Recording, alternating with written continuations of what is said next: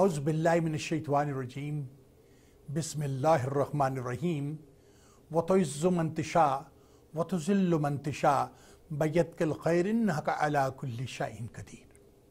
अल्लाह सुब्हानहू तआला ही जिसे चाहे इज़्ज़त देते हैं और अल्लाह सुब्हानहू तआला ही जिसे चाहे ज़िल्लत देते हैं और वही हर चीज़ के मालिक हैं।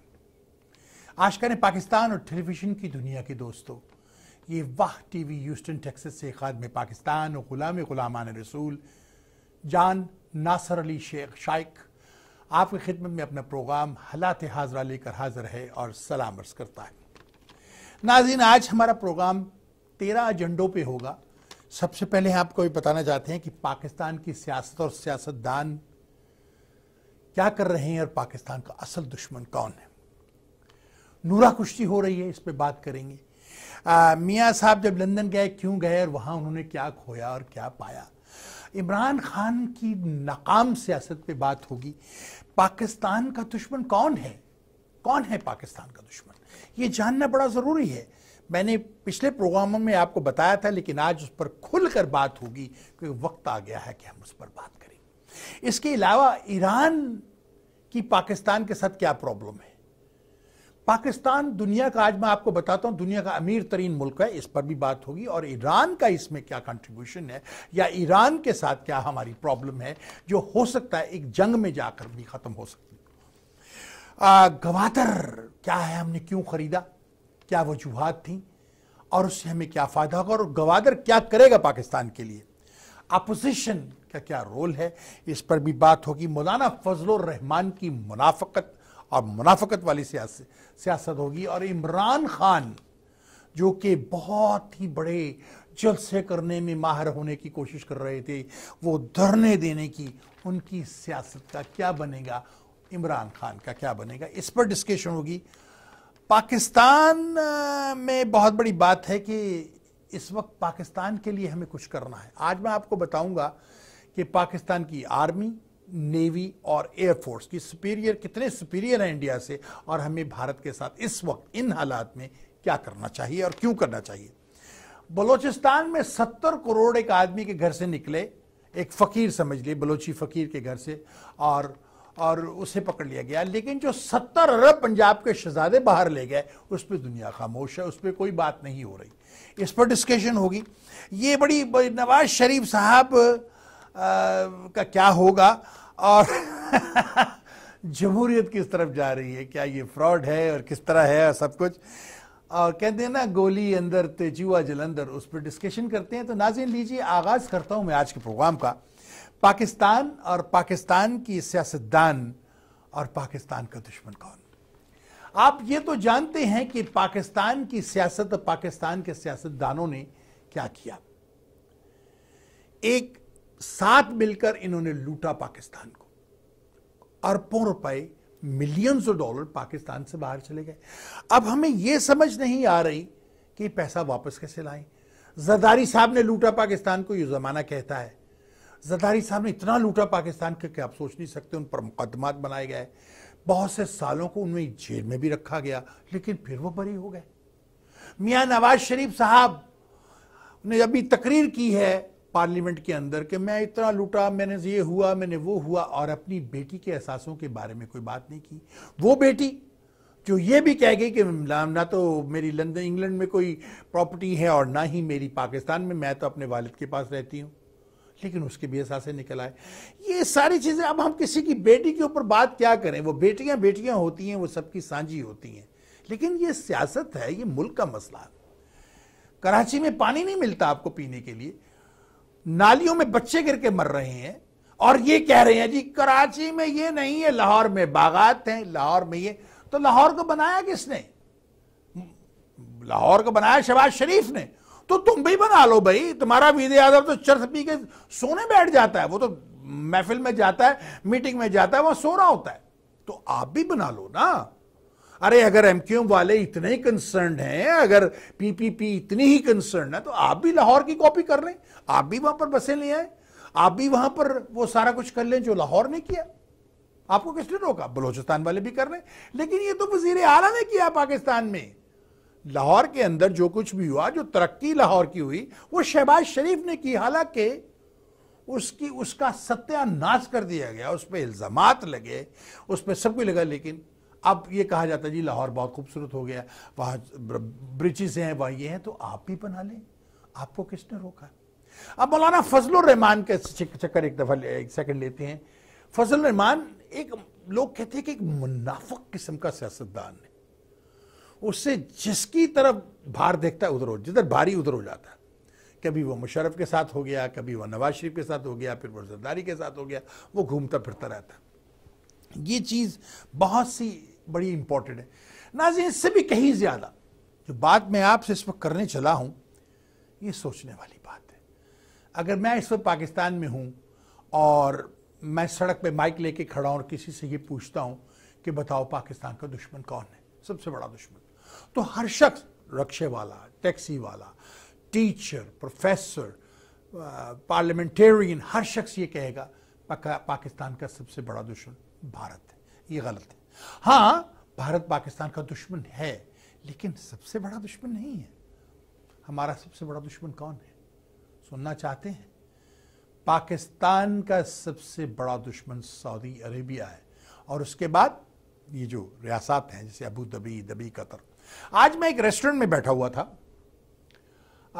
میرے ایک دوست نے بڑے دنوں کے بعد کچھ ناراض سا تھا، پھر اس نے مجھے ای میل بھیجی، ٹیکسٹ میسج بھیجا، بھی آ جاؤ یار، میں ایم مسنگ یو، میرے چھوٹے بھائی کی طرح ہو تم۔ تو میں چلا گیا، میں نے کہا کسی نے محبت سے بلایا تو میں وہاں چلا گیا۔ وہاں پر وہی چھچورے سے جو لوگ بیٹھتے ہیں آ کر ایک کونے میں، اور یہ وہ، وہاں پر ایک نوجوان لڑکا بیٹھا ہوا تھا جو شاید فوج میں کچھ سال اس نے سرو کیے ہوں، کارڈ بھی اس نے مجھے اپنا نکال کے دکھا دیا۔ جب اس کو میں نے بتایا کہ میں نے رحیل شریف کو، پرائم منسٹر صاحب کو خط لکھا ہے اس کے بارے میں کہ ہماری فوج اس وقت جو ہماری آرمی ہے وہ 65% بھارت سے سپیریئر ہے، ہماری ایئر فورس تقریباً 60% بھارت سے سپیریئر ہے، اور ہماری نیوی اس وقت تقریباً 55% بھارت سے سپیریئر ہے۔ ہمیں کیا کرنا چاہیے اس وقت؟ بھارت ترقی کر رہا ہے، بھارت بلوچستان میں پرابلم پیدا کر رہا ہے، بھارت کے جاسوس پکڑے جا رہے ہیں۔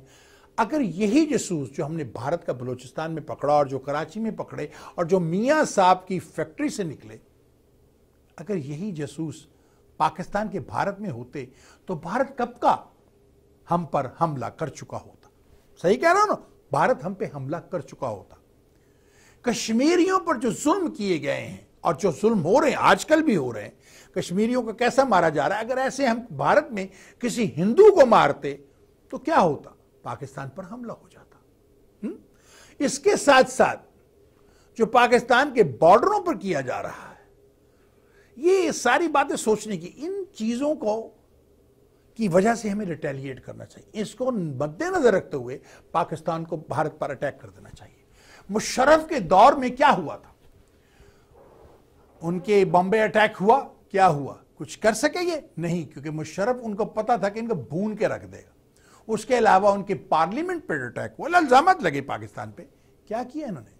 جھینگا، کچھ نہیں کر سکتے تھے، کیونکہ انہیں پتا تھا کہ پیچھے سے بھتی ہوئی توتی پاکستانی دھوتی ہے نا، جو پیچھے سے باندھے، اڑا دیں گے پاکستانی، ہم اڑا دیں گے واقعی۔ ہاں، یہ ہوگا کہ ہمیں بہت زیادہ نقصان ہوگا، ہمارا چھوٹا ملک ہے، بہت تباہی مچے گی پاکستان میں، لیکن بھارت کو ہم سٹونز ایج میں لے جائیں گے، 70-80 سال پیچھے ان کی ترقی کو لے جائیں گے، وہ کبھی ترقی کا نام نہیں لے گا، اور کہیں 100 سال میں بھی وہ کبھی سوچے گا نہیں پاکستان پر حملہ کرنے کے بارے میں۔ 1965 کی وار میں ان سپاہیوں کو سلام کرتا ہوں جنہوں نے اپنے جسموں پر بم باندھ کر ٹینکوں کے نیچے چونڈا میں لیٹ گئے تھے، اور جہاں پر ہمارے بہت بڑے جرنیل تھے جس کو اندرا گاندھی نے کہا تھا کہ درندہ۔ سمجھ گیا میں کس کی بات کر رہا ہوں؟ خیر، بہرحال یہ باتیں تو بعد میں ہوں گی، لیکن اب ذرا سوچئے کہ ہمیں بھارت پر اٹیک کیوں کرنا چاہیے؟ اس لیے کہ بھارت پاکستان کو تباہ و برباد کرنے کی کوشش میں ہے، وہ نقب لگائے بیٹھا ہے۔ 65 کی وار کے بعد بھارت نے مشرقی پاکستان میں انوالو ہونا شروع کیا، مکتی بہینی کا بہانہ بنا کر اپنی فوجوں کو تیار کیا، پاکستانی افواج کے کپڑے پہنوائے اور ریپ کروائے ادھر جا کر، اور الزام لگا کس پر؟ پاکستانیوں پر۔ آج بنگلہ دیش کی نااہل، وہ میں اسے عورت ہے کچھ کہنا نہیں چاہتا، ورنہ میرے منہ سے بڑے برے الفاظ بھی نکل سکتے ہیں اس کے بارے میں، اس نے جماعت اسلامی کے 76 سال کے آدمی کو پھانسی لگا دی. اس کا قصور کیا تھا؟ اس کا قصور یہ ہے کہ وہ پاکستان سے محبت کرتا تھا اور ملک کے 2 ٹکڑے نہیں کروانا چاہتا تھا. مردانگی دکھائی ہے ترکی نے، انہوں نے اپنے سفیر کو واپس بلا لیا، لیکن پاکستان جس کے لیے اس نے اپنی بیٹا صرف ایک قرارداد سی ہلکی سی پیش کر دی، UN میں پیش کر دیا. آپ کو تو فوراً اپنے ڈپلومیٹک ریلیشن ان سے ختم کر دینے چاہیے، نہیں ضرورت. ناظرین، یہاں تو میں آپ کو بتانا ہی بھول گیا، ہم صرف پیسے لندن میں انویسٹ نہیں کر رہے، ہم اب بھارت میں انویسٹ نہیں کر رہے، اب ہمارے کاروباری لوگ بنگلہ دیش میں پیسے انویسٹ کر رہے ہیں، بنگال میں جا کر وہ کاروبار کر رہے ہیں. ارے یار خدا را، کیا ہو رہا ہے ہمیں؟ کیا ہوگا یہ؟ ان لوگوں کے پاس جا کے پیسہ انویسٹ کر رہے ہو جو پاکستان کو کا نام سننا برداشت نہیں کرتے، ان کے ملک کو مضبوط کر رہے ہو. ہمیں کرنا تو یہ چاہیے کہ UN میں جا کے ہم فائل کریں کہ ہم اس ڈویژن کو نہیں مانتے، انڈیپینڈنس کو نہیں مانتے، یہ بھارت نے غداری کی تھی اور بنگلہ دیش کو واپس لیں. اس کے بعد ہم وہاں الیکشن کرائیں، اگر وہاں کے عوام آزادی چاہتے ہیں تو پاکستان اپنی مرضی سے ان کو آزادی دے دے، کیونکہ وہ اگر پاکستان کے ساتھ نہیں رہنا چاہتے ہم زبردستی کسی کو کیسے رکھیں. لیکن وہاں پر بیبی بوم جو ان کی جوان ہوئی ہے، انہوں نے ان کو اتنا پاکستان کے خلاف کر دیا، ان کے دنوں دماغوں میں نفرت بھرتی، وہ کچھ اور سوچتے ہی نہیں. خیر، اس میں بھی بات ہوگی. اب آئیے ذرا ایران کی طرف آتے ہیں. ایران کا پاکستان کے ساتھ ایک ایگریمنٹ ہے، اس ایگریمنٹ میں وہاں سے پاکستان تیل نہیں نکالتا، وہ سارا تیل ایران نکالتا ہے. اور ہوتا کیا ہے کہ کچھ تھوڑے تھوڑے پیسے جو ہیں، جو پیسے ایران دیتا ہے وہ ایک سرٹن لوگوں کو دے دیے جاتے ہیں، ان کے بینکوں میں جاتے ہیں. وہ کہتے ہیں نا گولی اندر اور چوہا جلندر، وہ والی بات ہوتی ہے. یہ پھا پی کے پیسے بیٹھ جاتے ہیں. ملک کے خزانے کو کھربوں روپوں کا نقصان ہو رہا ہے ایران کی حرکت سے، اور ایران کے ہاتھوں کو ہم مضبوط کر رہے ہیں. یہی ایران گوادر میں ایک دن ہمارے لیے پرابلم پیدا کرے گا اور بھارت کے ساتھ مل کر یہ ہمارے ساتھ پرابلم کرے گا. اب میں بتاؤں کہ سعودی عرب کو میں نے کیوں کہا کہ پاکستان کا دشمن ہے. سعودی نے جتنا انفلوئنس پاکستان کو کیا ہے، جو پاکستان کے ہاتھوں سے کرواتا ہے، وہ اٹ از انبلیویبل. کتے بلی کی طرح آپ لوگوں کو وہ ٹریٹ کرتے ہیں وہاں پر. یہ کل کے بدو، کل کے ڈاکو، جنہیں لارنس اریبیا آپ نے فلم دیکھیں گی، انہوں نے اس زمانے میں ان کو لا کے بٹھا دیا. یہ سب ڈاکو تھے، سب بدو تھے، یہ چور ڈاکو تھے، سارے لٹیرے تھے. ان کو لا کے بٹھا دیا کیونکہ جی حضوری چاہیے تھی. نہیں، ڈیوائڈ اینڈ رول. برٹن کا تو کام یہی تھا، divide and rule. Having said that, یہاں پر میں یہ کہوں گا کہ سعودی عربیہ کے ساتھ ساتھ دبئی کی طرف دیکھیں، کھربوں روپے، کھربوں ہم نے دبئی میں لگا دیے. پاکستانیوں نے بلڈنگیں بنائیں، کاروبار کیے، اس ملک کو ہم نے بلڈ کر دیا. امریکہ نے بھی لگایا، برٹن نے بھی، لیکن پاکستان نے اس کو بلڈ کر دیا. آج جو میں کہنے لگا تھا کہ وہ بچہ جو بیٹھا ہوا تھا، جو کہہ رہا میں فوج سے آیا ہوں، جب میں نے یہ بات اس سے کی تو کہنے لگا نہیں جی، ہم نے تو صرف ایک جہاز انہیں دیا تھا، ہم نے ان کی ایئر لائن جب انہوں نے چلائی تھی. ہاں یہ سچ ہے، ان کے پاس تو جہاز بھی نہیں تھا، پائلٹ بھی نہیں تھا. PIA نے اپنے جہاز لون کیے تھے ایمریٹ ایئر لائن کو اور اپنے پائلٹ دیے تھے. انہوں نے اس کے بعد سستا آئل دے کے سب کو اپنی طرف کھینچنا شروع کیا. آپ کو یاد ہوگا اس زمانے میں ہر انٹرنیشنل لائن کراچی کے ایئرپورٹ پر آ کے اترتی تھی. اب نہیں اترتی، اب کچھ آتا ہی نہیں وہاں. ہمیں تباہ و برباد کر دیا گیا، ختم کر دیا گیا ہمیں. دبئی نے جتنی دشمنی پاکستان کے ساتھ لی ہے آپ سوچ نہیں سکتے. کیسے میٹھے بھائی بن کے انہوں نے ہم پر وار کیے، اور پاکستانیوں کو کیسے وہ وہاں سے ڈپورٹ کرتے ہیں، ذرا سی بات سے ڈپورٹ کر کے وہ مارتے ہیں. کوئی ڈیموکریسی ان کے ملک کے اندر نہیں، کوئی جمہوریت نہیں، کوئی لا. دیر از نو لا ان دبئی، لا آف جنگل. Women have no right, children have no right, they can deport you anytime they want, they can lock you up anytime they want. There is no law in Saudi Arabia and Dubai. They have no democracy. Why the champions of democracy who play in democratic government, why they are so quiet, why they are so silent, why they are not bringing a democracy in Saudi Arabia? اگر امریکہ نے جانا تھا تو سعودی عربیہ جاتا، Saddam کے پیچھے نہ جاتا، وہاں جمہوریت لاتا عراق میں بھی جمہوریت. nothing wrong, they should bring democracy in Iraq, they should bring democracy in entire Middle East. Iran, there is no democracy. Iran میں تو خمینی گورنمنٹ ٹھیک ہے، ان کا پارلیمنٹ ہے، وہ الیکٹ کرتے ہیں لوگوں کو. It's better than the other countries, but what are the rights in Iran of women? No rights. In Saudi Arabia, a woman cannot even drive a car. This is ridiculous. She cannot even drive a car. It doesn't make any sense. Having said that, अब Dubai ने क्या किया जो मैं आपसे कहना चाहता हूं। दुबई ने billions and millions of dollar का कॉन्ट्रैक्ट किया है इंडिया के साथ, billions, sorry not million, billions India के साथ, जो लॉन्ग रन पर हमको बहुत नुकसान देगा। यही वजूहात है कि हमें हिंदुस्तान पर अटैक करना चाहिए, उनको रोक लें। अगर हमने अभी ना रोका तो 5-7 साल में हिंदुस्तान पाकिस्तान के साथ कैचअप कर जाएगा मिलिट्री में, फिर वो हमें बहुत तंग करेगा। आपने तो अभी तंगी देखी नहीं जो भारत आपके साथ बाद में करेगा। इन हिंदुओं का इतबार नहीं किया जा सकता। आप इसी इलेक्शन में देख लें शुगरलैंड के क्या हुआ, खुदा खुदा करके अब रन ऑफ हो रहा है, उसमें एक गोरा और ये रह गए। अब देखते हैं क्या होता है। 4,000 कुछ और 3,000 कुछ वोट है, अब देखते हैं क्या होता है। इस पे इंटरेस्ट लीजिए, ये मेक श्योर कीजिए कि वो हिंदू ना जीते, क्योंकि उनका जीतना हमारी शिकस्त है। हमारे कैंडिडेट को उन्होंने हमेशा हराया। मेरे खिलाफ वो इलेक्शन में जब मैंने लड़ा तो वो वोट देने आया और कहा कि स्पेशली वोट तुम्हारे खिलाफ देने आए। तो मैंने कहा मैं हारा तो नहीं, मैं तो जीत गया। आपको अपने घर से उठा के मैंने बुला लिया, आप भले मेरे खिलाफ वोट देने आए, आप आए तो सही ना। खैर, हैविंग सेड दैट, इस पर मैं बात नहीं करना चाहता क्योंकि जरूरी नहीं मैं अपनी बातों को बीच में क्यों लाऊं। मैं यहां ये बताना चाहता हूं कि ये दुबई के जरिए बहुत प्रॉब्लम्स पैदा करेंगे हमारे लिए। अब सिचुएशन है कि पाइपलाइन हमने बिछानी है, सिचुएशन और बहुत ये कह रहे हैं जी समुंदर से लेके आओ। फिर मकरान का जो इशू है, ईरान मकरान में प्रॉब्लम पैदा कर सकता है कि मकरान एक गेटवे होगा पाकिस्तान के लिए, एक बिल्कुल ऐसे पेरिस बना दिया जाएगा। वो जब बन गया तो पाकिस्तान को बहुत कुछ मिल जाएगा। लेकिन बहुत सी दुनिया के मुल्कों की कोशिश है, जिसमें मगरबी ममालिक आप खुद जानते हैं, सफ़ेद हाथी और बहुत से, और भारत, ईरान, इनकी भी यही कोशिश है कि पाकिस्तान ये ना करे, क्योंकि ईरान को उसमें बेसिकली प्रॉब्लम भी हो सकती है। पाकिस्तान को अब बैठकर ईरान से बात करनी चाहिए, अपना तेल निकालना शुरू कर देना चाहिए वहां से, फौरन रिफाइनरी बनाए। हैरत की बात तो यह है नाजरीन कि हम एटॉमिक बम तो बना लेते हैं, मिसाइल बना लेते हैं, लेकिन F-60 के पार्ट्स हम नहीं बना रहे, F-16 नहीं बना रहे। क्यों नहीं बना सकते? हम सब कुछ कर सकते हैं। जब टर्की है उनके पार्ट्स बना रहा है और इंजन भी बना रहा है, तो हम क्यों नहीं बना सकते? यार ये मुझे ये मंतक समझ नहीं आता।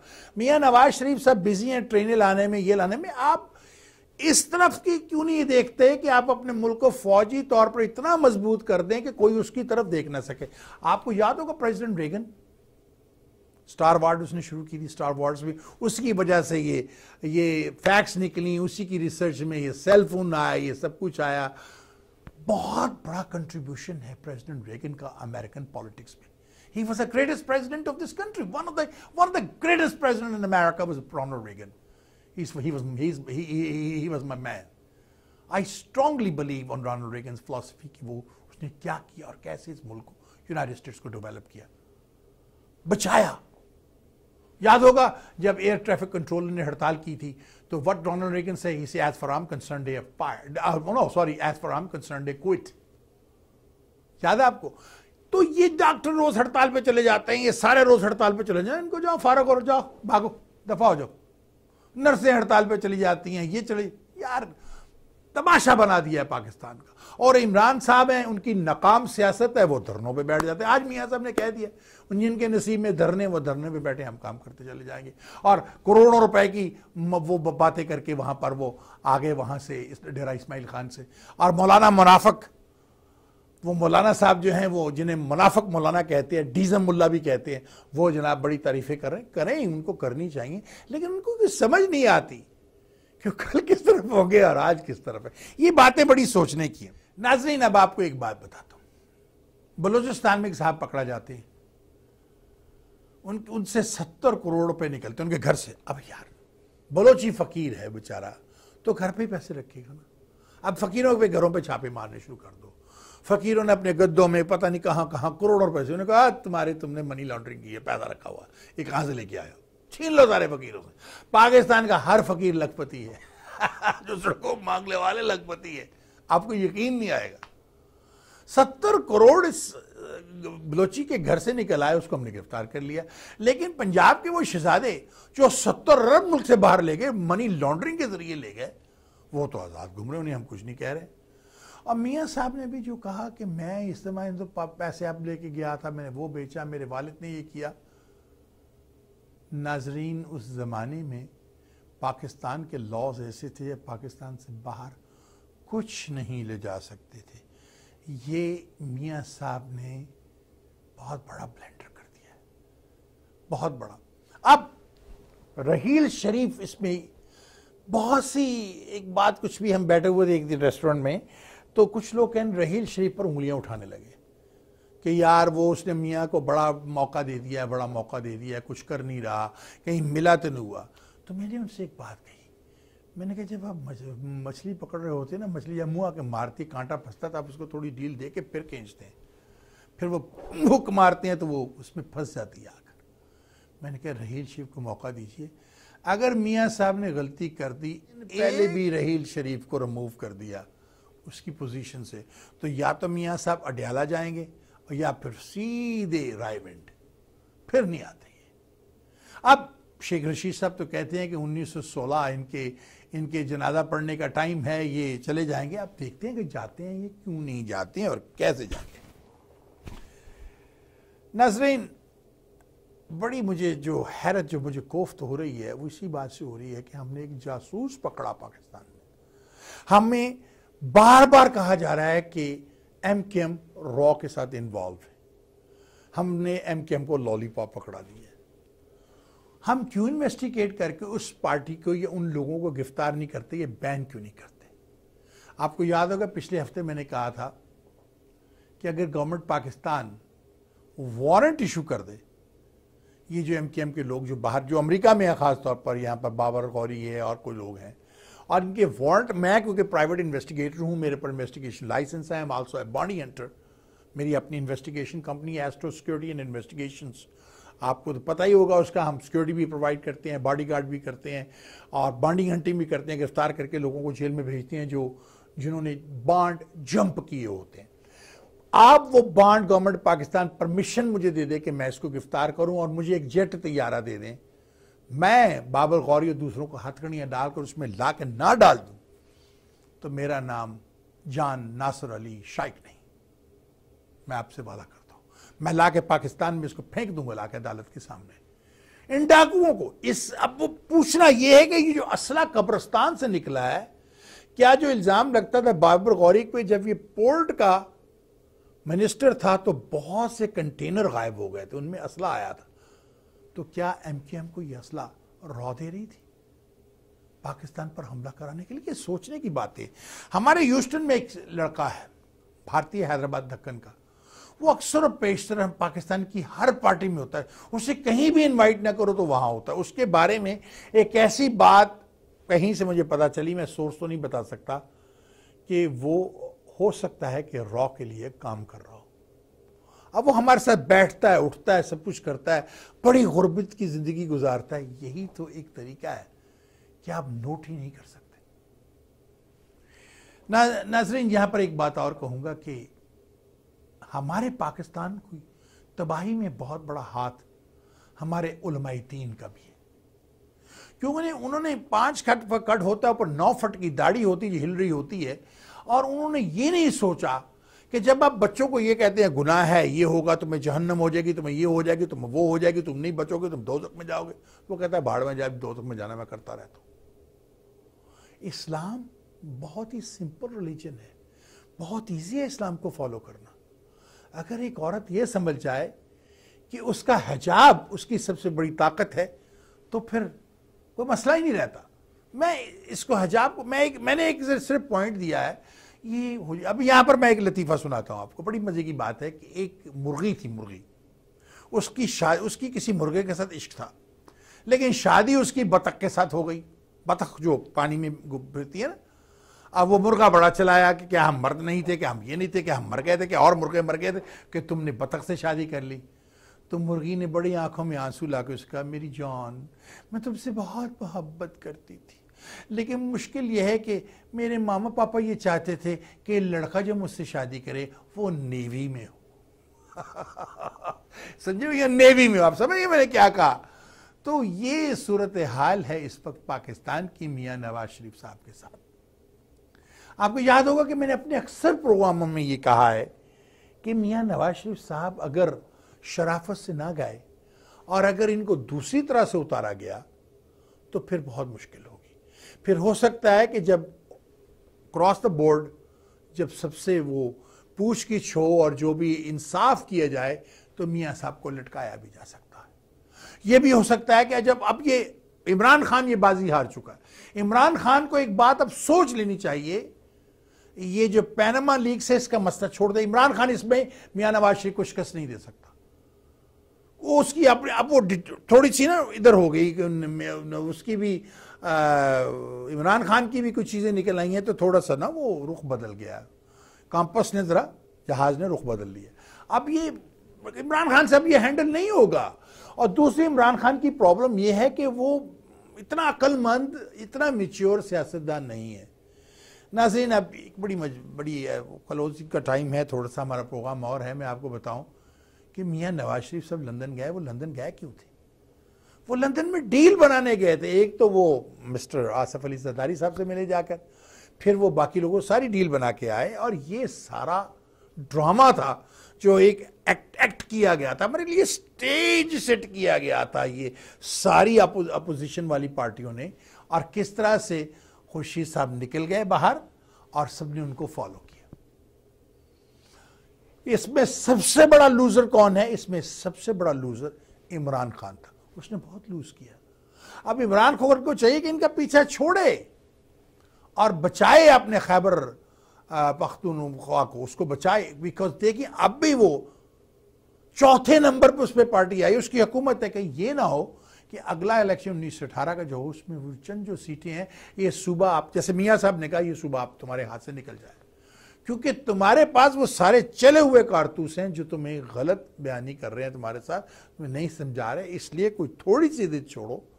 Imran Khan try to work hard, ان خیبر پختونخوانوں سے بچا لو اگر بچا سکتے ہو, ورنہ تمہارے پاس کچھ نہیں رہے گا. You will have nothing. یہ جتنی 34-35 سیٹیں ہیں نا, یہ بھی نہیں رہیں گی, یہ بھی 15-20 رہ جائیں گی, اور پھر اگلی بار اس سے بھی کم اور اس سے بھی کم. اب جہاں تک ایم کیو ایم کا تعلق ہے, میاں نواز شریف صاحب کو چاہیے کہ اس کو انویسٹیگیٹ کریں, اور جو لوگ بیانات دے رہے ہیں, جو لوگ ہم نے گرفتار کیے ہوئے ہیں, جو بلوچ کو پکڑ کے لائے ہیں, جو باقی لوگوں نے بیانات دیے ہیں, ابھی جو وزارت خارجہ پر جو ریڈ ہوئی ہے اس میں جو آدمی پکڑا گیا, کتنوں سو پاسپورٹ اور کیا کیا وہ کرتا رہا ہے, اس طرح سے اور محکمے بھی ہیں. آپ نے کیوں کہہ دیا جی آپ دبئی کی پراپرٹی کو نہیں کر سکتے؟ کیونکہ چور جو ہے نا وہ نہیں چاہتا کہ دوسرے چور کو, چور چوروں کا ساتھ ہی دے گا نا. تو ظاہر ہے انہوں نے اگر وہ انویسٹیگیٹ ہوتی تو بہت سے نام آ جاتے, بہت سے نام آ جاتے. آپ لندن سے جو پریس کانفرنس کی ہے, جو ان کو ملنے گیا وہ تھے آصف علی زرداری صاحب کو, ان کی یار ان کا کیا کریکٹر ہے سیاست میں, what is his character in سیاست, لیکن ہے وہ, اس نے بڑے طریقے سے ایم کو یوز کیا اور ووٹ لے لیے اور نکل گیا. تو یہ چیزیں بہت سوچنے کی. ناظرین اس وقت پاکستان بہت مشکل حالات سے نکل رہا ہے, بڑے مشکل دور میں. اس وقت ہمیں طارق بن زیاد جیسا انسان چاہیے جو کہ یہ کشتیاں میں نے جلا دی ہیں. میاں صاحب یہ نہیں کر سکیں گے. میاں صاحب ایک ضدی آدمی ہیں, وہ نہیں چھوڑیں گے اس سیٹ کو. انہیں فورسفلی اتارنا ہوگا, یا تو فوج اتارے گی یا پھر عدالت کے ذریعے. لیکن جہاں تک تعلق ہے عمران خان کا, تو عمران خان تو میاں نواز شریف کا پاس کو بھی نہیں. تیرے جیسے 50 عمران وہ جیب میں لے کے گھومتا ہے, اور جہاں دل کرتا ہے ایک پھینک جاتا ہے, چل خیرات, چل خیرات, چل یہ تو بھی خیرات دی. تم سیاست کرنا سیکھو, اور یہ دھرنوں کی سیاست چھوڑ دو. اس سے ملک کو کروڑوں اربوں کا نقصان ہوتا ہے. یہ ایونچولی تمہارے لیے دیکھو کیا ہوا, تم الیکشن خیبر پختونخوا میں الیکشن ہار گئے اور چوتھے نمبر پہ آئے. کتنی شرم کی بات ہے, کس قدر شرم کی بات ہے تمہارے لیے عمران خان یہ, کہ جس ریاست میں تمہاری حکومت تھی, ارے اس کو بنا لو, لاہور کو دیکھ لو, اس کی کاپی کر لو, خوبصورت بنا دو پشاور کو, بڑی بڑی سڑکیں بناؤ, اوور پاتھ بناؤ, بسیں چلاؤ, خوبصورت ٹیکسیاں لاؤ, یہ سائیکلیں, ٹانگے, رکشے ختم کرو, وہاں پر بھی ایسی لے کے آؤ. یہ ترقی ہے. یہ بھی, اس میں بھی لوگوں کو تو جاب ملے گا نا, کنڈکٹر ہوگا, بس ڈرائیور ہوگا, لوگ کام پہ جا سکیں گے, لوگوں کو ٹائم لوگوں کا بچ جائے گا. مانرل سسٹم شروع کر دو. اگر ٹرین زمین میں بہت مہنگی تو مانرل سسٹم جیسے ہیمبرگ میں ہے. میں نے جب فرسٹ ٹائم الیکشن لڑا تھا 1977 میں ہیوسٹن میں, تو اس وقت میں نے یہی کہا تھا کہ آپ مانرل سسٹم لے کے آئیں ہیوسٹن میں, کیونکہ واٹر لیول. وہ دیکھو آج تک ہیوسٹن کا میس ٹرانزٹ سسٹم ویسا نہیں بن سکا جیسا مونٹریال میں ہے, یا جیسے نیو یارک میں ہے, جیسے شکاگو میں ہے. نہیں بن سکا. وہ کیوں نہیں بن سکا؟ اس لیے کہ کسی نے انٹرسٹ نہیں لیا, وہ بسوں پہ اسی پہ لگے رہے. یہ ٹیکسس کی سیاست اور طرح کی ہے. اسی طرح کی سیاست ہمارے پاکستان کی ہے. اب ہمارے کونسلر صاحب ہیں تو وہ 20-25 لوگوں کو بلاتے ہیں, یہاں پر میوزیکل چیئر چلتی ہے, فوٹو سیشن چلتے ہیں, وہی 50 بندے, انہی 50 بندوں کی تصویریں. کل بھی سنا کوئی پاکستان سے آیا ہوا تو میزبان پہ ہمارے کونسلر صاحب نے لنچ دیا, 20-25-30 لوگ جن کو وہ بلاتے ہیں وہی جاتے ہیں. دس از دا وے. کیوں پاکستان سے آئے لوگوں کو کی آپ بے عزتی کرواتے ہیں کہ 25 لوگ ہی ہیں یہاں پر, وہی 40-50 لوگ, وہی اس کا دوست, اس کا دوست, اس کا دوست, اس کو جاننے والا, اس کو جاننے والا, اس کو جاننے والا. یہ پاکستان نہیں ہے. 1 لاکھ سے اوپر, 1.25 لاکھ کے قریب پاکستانی اس شہر میں رہتے ہیں. ذرا سوچیں کہ اگر ہم سب مل جائیں آپس میں, سب آرام سے بیٹھ کے چلیں, بلکہ ایک دوسرے کو ریسٹورنٹ میں بیٹھ کے نہ کوسیں, تو پاکستان کہاں سے کہاں جا سکتا ہے.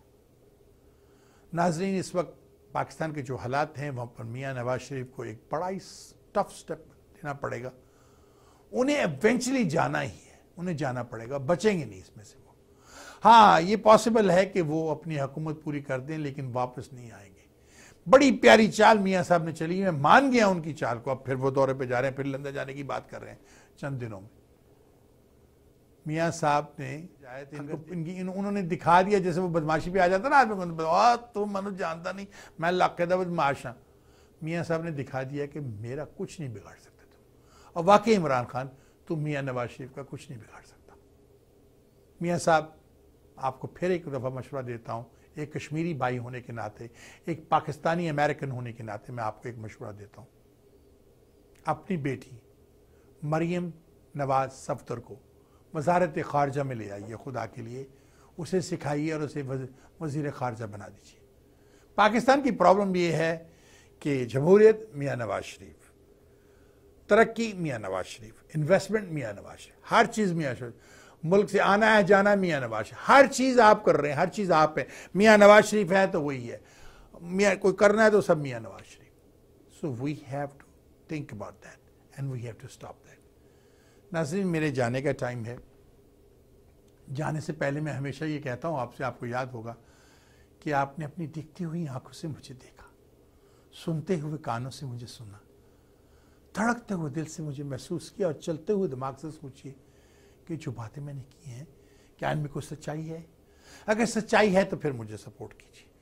آخر میں یہ بات کرنا بھول گیا میں کہ ہم نے گوادر $2.5 ملین میں خریدا تھا مسقط سے, اور یہ ایوب خان کے ساتھ ہارون صاحب بیٹھے تھے, انہوں نے بیٹھ کے بنایا تھا. یہ سمارٹسٹ موو تھی گورنمنٹ آف پاکستان کی. اسی طرح سے جو وزیرستان میں اوپر جو علاقہ تاجکستان کے ساتھ لگتا ہے تھوڑا 5-7 میل کا, وہ ہمیں افغانستان سے خرید لینا چاہیے. معدنیات ہیں وہاں پر, وہ ہمیں خرید لینا چاہیے تاکہ ہمارا ڈائریکٹ بارڈر تاجکستان کے ساتھ چلے جائے, ہمیں افغانستان کے اندر سے گزر کر نہ جانا پڑے. اس پر کوئی زور نہیں دے رہا, میں نے بار بار کہا ہے, گورنمنٹ کو لکھا بھی ہے.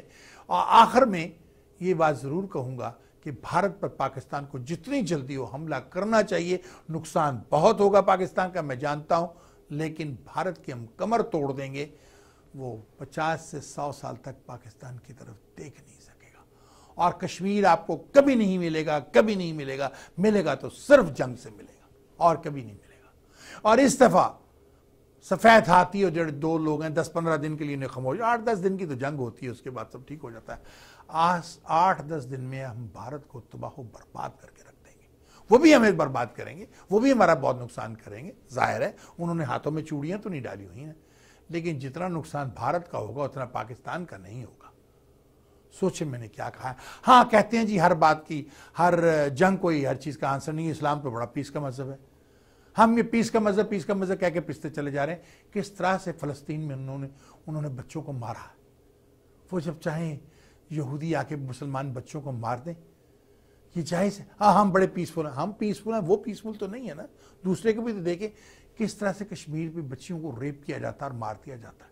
کیا کیا جاتا ہے ان کے ساتھ. ہاں ہم بڑے پیسفل ہیں، ہم بڑے پیسفل ہیں، لیکن وہ تو پیسفل نہیں ہے نا، بدمعاش کے ساتھ بدمعاش بننا پڑتا ہے۔ آپ بہادر بنیے۔ اور دوسری بات، آج ایک بڑی پیاری بات ہے کہ خدا سے ہمیں ڈرنا نہیں چاہیے۔ بڑا پہلے تو میں چونکا، لیکن بعد میں مجھے اس کی بات سے، کیونکہ اللہ سے ہم کیوں ڈریں؟ اللہ تو ہمیں نہیں ڈراتا کسی بات سے، وہ تو ہمیں محبت کرتا ہے۔ اللہ تبارک تعالیٰ ہم سے بہت محبت کرتے ہیں، وہ ہمیں کیوں ڈرائیں گے؟ وہ ہمیں تکلیف کیوں دیں گے؟ خدا کسی کو تکلیف نہیں دیتا۔ یہ جو تکلیفیں ہماری زندگی میں آتی ہیں شیطان کی کریٹ کی ہوئی ہیں، کیونکہ ہم راستے سے بھٹک جاتے ہیں۔ اگر ہم راستے پہ رہیں تو خدا تو ہم سے اتنی محبت کرتا ہے، اتنی محبت کرتا ہے، وہ ہمیں لاتا کیوں اس دنیا میں؟ وہ اگر ہم سے اسے پیار نہ ہوتا تو سوچیں۔ کبھی یہ نہ کہیں کہ مجھے اللہ سے ڈر لگتا ہے، کہ میں اللہ سے محبت کرتا ہوں۔ ہمیشہ کہیں مجھے اللہ تم سے بہت محبت ہے، نہ کرو اللہ میں تم سے بہت ڈرتا ہوں۔ اللہ کسی کو نہیں ڈراتا، اللہ پیار کرتا ہے اور پیار دیتا ہے، پیار بانٹتا ہے۔ ہم سے محبت کرتے ہیں اللہ تبارک تعالیٰ۔ آقا محمد مصطفیٰ اپنی امت سے محبت کرتے تھے، اور اب بھی جہاں بھی وہ اللہ تبارک تعالیٰ کے پاس ہیں وہاں سے بھی وہ ہمیں بلیسنگ بھیجتے ہیں۔ خدا کے نبی جو تھے وہ تو ہر چیز کو اللہ تعالیٰ ان کو بتاتے ہیں کہ کیا ہو رہا ہے۔ اللہ تعالیٰ جس کو چاہے، جس مردے کو چاہے، جس کو چاہے قبر میں ہر چیز بتا سکتا ہے۔ جب ہم کہتے ہیں السلام علیکم یا اہل القبور، تو وہ وہاں تک پہنچا دی جاتی ہے۔ خیر یہ بات میں دوسری اور طرف چل گیا، مذہبی طرف چلا گیا، یہ کوئی مذہبی پروگرام تو نہیں ہے، لیکن میں یہاں یہ ضرور کہوں گا کہ آپ حکومت پاکستان کو لکھیں کہ اگر کراچی والوں کو اعتراض ہے کہ لاہور نے ترقی کر لی اور کراچی نے کیوں نہیں کی، تو اس میں لاہور کیا کرے؟ کراچی کا جو وزیر اعلیٰ ہے یہ تو اس کو سوچنا چاہیے تھا، اس کے میئر کو سوچنا چاہیے تھا۔ ہم لاہور کے وزیر اعلیٰ نے لاہور کو ترقی دلوائی۔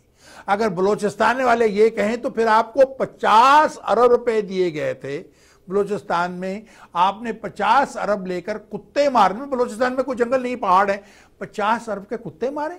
اور جب ان کو فون کر کے پوچھا گیا کتے کیسے کتنے مارے، تو کہ جی پتہ ہمیں تو نہیں پتا، ہم نے جتنے ایم پی تھے ان کو پیسے دے دیے، انہوں نے اپنے اپنے علاقوں میں کتے مروائے۔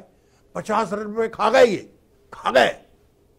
اب وہی 50 ارب آپ کوئٹہ کو پیرس بنا سکتے ہیں، کراچی کو آپ بیلجین بنا سکتے ہیں، آپ کراچی کو لندن بنا سکتے ہیں، لاہور خوبصورت سارا پاکستان بن سکتا ہے۔ اور سب سے زیادہ ہمیں پاکستان کے عوام کو ایک چیز سکھانی ہے کہ باتھ روم یوز کیسے کیا جاتا ہے۔ آج بھی وہ ہڑپے کی کھدائی کے باتھ روم وہاں یوز کرتے ہیں، انہیں باتھ روم یوز کرنا سکھائیے۔ اور گندی نالیوں میں جیسے ہمارے بچے نہاتے ہیں، ان کو ہماری عورتوں کو گھروں میں جو عورتیں بیٹھی ہیں، جو جھگیوں میں بیٹھی ہیں، ان کو بھی جا کے ہمیں ٹرین کرنا چاہیے کہ راہ کیسے جاتا ہے، ٹی بی کیسے پھیلتی ہے، یہ بیکٹیریا کیسے پھیلتا ہے، ان کو سکھایا جاتا تاکہ یہ بیماریاں نہ ہوں۔ پاکستان میں جو ایج ہے، جو ایج فیکٹر ہے، وہ امریکہ سے کم ہے، کیونکہ وہاں جراثیم اتنے پھیلتے ہیں، اتنی بیماریاں، اتنا بیکٹیریا ہے کہ جس کی وجہ سے یہ سارا کچھ ہوتا ہے۔ تو ناظرین میں چلتا ہوں، وقت کچھ تھوڑا سا زیادہ ہو گیا۔ چلنے سے پہلے میں ہمیشہ آپ سے یہ کہتا ہوں، میں اکیلا ہی چلا تھا جان بے منزل، مگر لوگ ساتھ آتے گئے، کارواں بنتا گیا۔ اور میری ماں کے وہ الفاظ، تند یہ باد مخالف سے نہ گھبرائے عقاب، یہ تو چلتی ہے تجھے اونچا اڑانے کے لیے۔ یاد رکھیے، forget about the rest, what TV is the best۔ اللہ حافظ۔ پاکستان زندہ ہو، پائندہ باد۔